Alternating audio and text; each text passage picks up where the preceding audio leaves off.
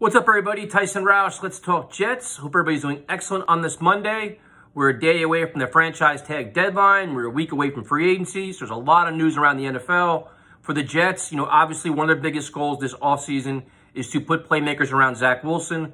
On our show, we've talked about, Davante Adams, Chris Godwin, Calvin Ridley, all these different players, Mike Williams. And it looks like none of those guys can be available, either due to the franchise tag or Ridley's suspension today.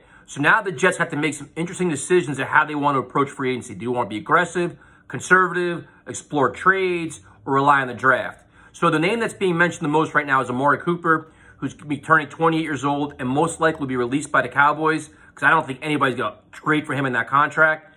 So in terms of the Jets, I don't think they're getting involved in the bidding war for him, because right now, with all these guys getting tagged, the market's kind of diminished now, where you have like Allen Robinson and Cooper, probably the top names available, that everybody's going to be going after. So first, you got to offer money, and you got to offer opportunity. If the money's equal, would Cooper come to New York to play with Zach Wilson, or would he go somewhere else? I just don't think it's going to happen, to be honest with you. So Allen Robinson is a player that I've always liked, coming off down years due to injuries and bad quarterback play. Does he want a one-year deal? If he does, not coming to the Jets, because a one-year deal is a prove-it deal. If he wants a long-term deal, again, you may get in a bidding war, and he may want to go to a team that's win now, or at least more winning than he's used to. So I think you're going to be out there as well. So now it gets interesting is, do the Jets end up paying more for Braxton Berrios? Do they value Denzel Mims more now? Now this market's changed a little bit.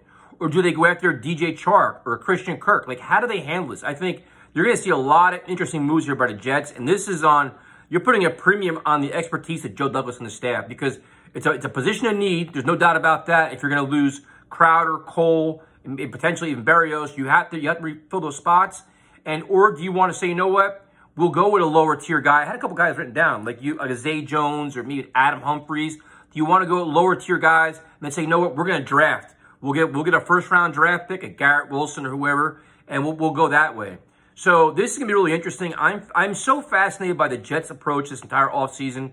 Do they spend big on wide receiver? Do they say, you know what, we're going to spend on offensive line? How do they handle free agency, which gives them, draft flexibility, where they're not forced to do certain things in the draft? Like last offseason, if I remember correctly, they didn't really address the offensive line too well in the free agency, where you went in the draft, they had to get Vera Tucker. They had to make power moves. So, going to be interesting, never a dull moment. As, once free agency kicks off, we'll be doing plenty of shows, and we'll probably do maybe even daily shows, do lots of videos. So, that's it. Talk to you guys later.